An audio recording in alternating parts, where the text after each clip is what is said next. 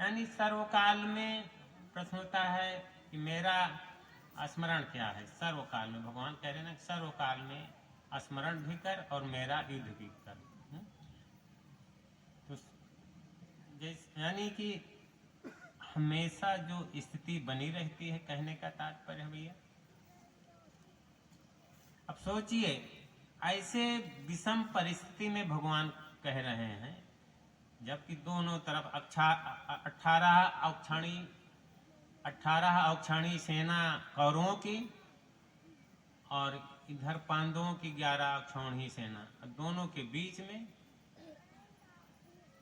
भगवान खड़े हैं। सोचिए उस समय अर्जुन की क्या स्थिति रही होगी, यानी घोड़े की रक्षा करना, सारथी की रक्षा करना और युद्ध में लड़ना, यानी दुश्मनों को मारना भी। और भगवान कह रहे हैं कि सर्वकाल में मेरा स्मरण भी कर और युद्ध भी कर, यानी दोनों साथ साथ। तो भगवान कहते हैं कि युद्ध भी कर और स्मरण भी। तो कौन सा स्मरण है भैया? जिसमें युद्ध भी होता रहे और स्मरण भी, यानी दोनों होते रहे।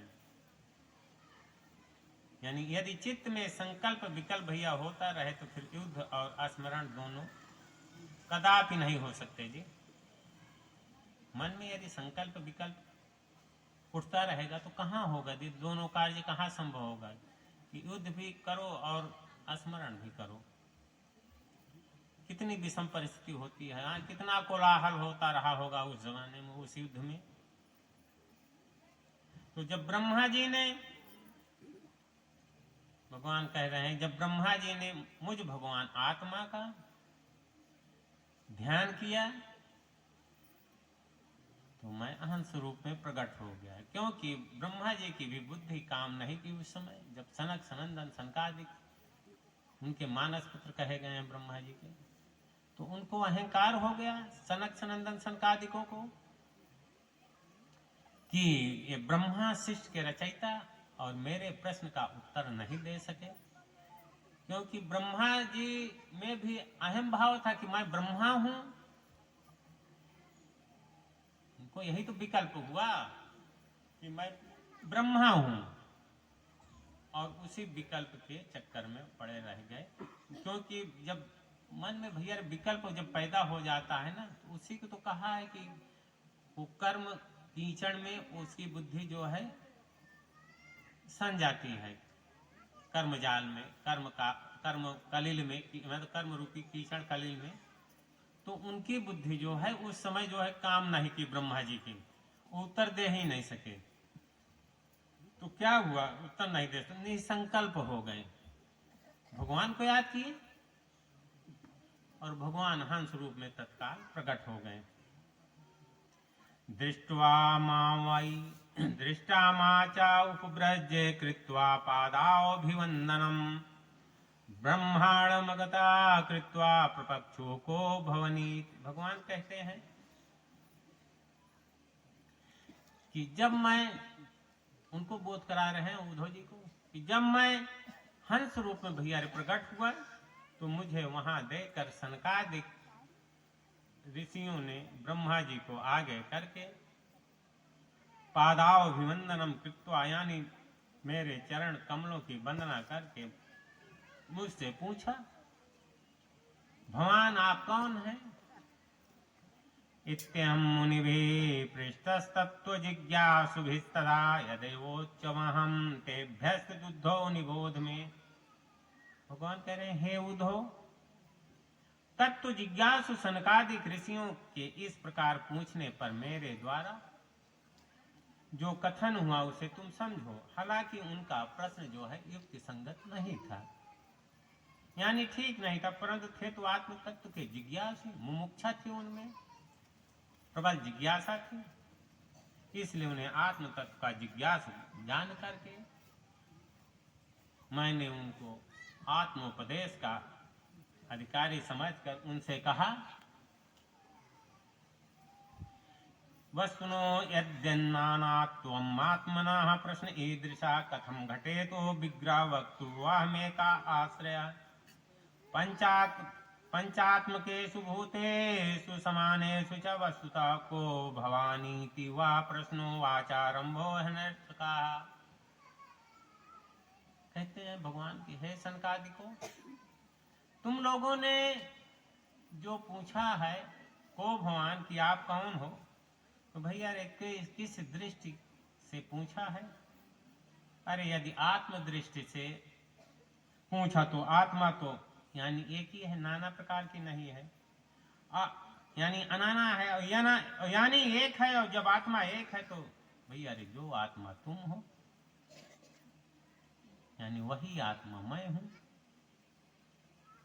तो भला बताओ, एक में कहीं प्रश्न बनता है क्या?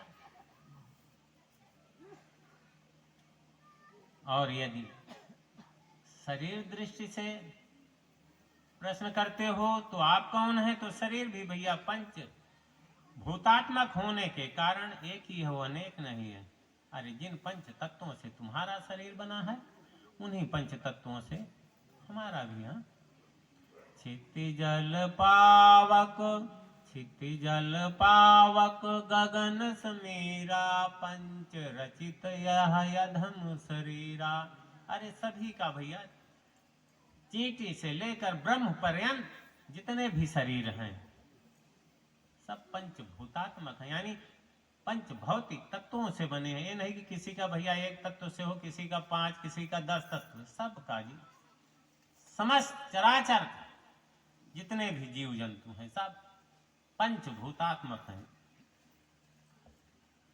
उन्हीं पंच तत्वों से भगवान कह रहे हैं जो तुम्हारा शरीर है, उन्हीं पंच तत्वों से यानी पंच भौतिक तत्वों से यह हंस शरीर भी बना है। और सारा चराचर ही जो है पंचभूतात्मक है भैया। इसीलिए शरीर भी जो है एक ही है भाई। शरीर दृष्टि में सब एक ही समान है जी। आत्म दृष्टि में, शरीर दृष्टि में बताए ना, पंचभूतात्मक तत्वों से यानी पंच भौतिक तत्वों से सबका शरीर बना है भैया। तो इसीलिए शरीर भी एक ही है भैया। शरीर दृष्टि से भी तुम्हारा प्रश्न जो है गलत है, भगवान कह रहे हैं। ये तो वाणी का विकार मात्र है। कहने का मतलब ये है कि तुम्हारा प्रश्न जो है न आत्म दृष्टि से बनता है और न ही शरीर दृष्टि से, दोनों दृष्टियों से। यदि कोई शरीर 5 तत्वों से बना, कोई 6, 8, 10 तो भैया शरीर अनेक कहा जा सकता है, सब जितने भी प्राणी हैं। परंतु ऐसा नहीं है। इसलिए भगवान कह रहे हैं कि तुम्हारा प्रश्न गलत है। सनक सनंदन सनकादिकों ऋषियों को तुम्हारा ये प्रश्न जो है ही गलत है पूछना। तो सनकादिकों को अभिमान हो गया था ना कि हमारे प्रश्न का उत्तर ब्रह्मा जी भी नहीं दे सके, जो कि सृष्टि के रचयिता हैं। यही तो उनको भी अहंकार हो गया। तो भगवान ने पहले ही उनके अभिमान को नष्ट कर दिया जी, पहले ही वाक्य में। क्योंकि उनका प्रश्न ही गलत है, यानी पूछने का तरीका ही गलत था।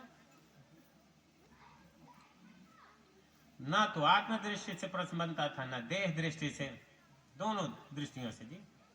यदि अपने आप को भैया आत्मा जानते हो तो आत्मा एक ही है, दो नहीं, इसीलिए प्रश्न नहीं बना। और यदि अपने आप को शरीर मानते हो तो शरीर भी पंचात्मक होने से एक ही है, वो दो नहीं है जी। इसीलिए शरीर दृष्टि से भी प्रश्न नहीं बनता है। कैसे बनेगा भाई? भाई बताए ना, आत्म दृष्टि से। और आत्म दृष्टि में कहाँ है शरीर जी? तो जीव दृष्टि में शरीर है जी। आत्म भगवान देश में कहाँ शरीर, कहाँ हो? तो हंस भगवान सनकादिकों को उपदेश कर रहे हैं। मनसा वाचा दृष्टिया गृहते अन्यैर्पीरीन्द्रियै अहमेव न मत्तो यनन्दिति बुद्ध्यस्ध्वम मज्जसा। यानी मनसा वचसा दृष्टिया, मन द्वारा, दृष्टि द्वारा एवं अन्य इंद्रियों के द्वारा, यानी जो कुछ भैया ग्रहण किया जाता है वो सब मैं ही हूँ।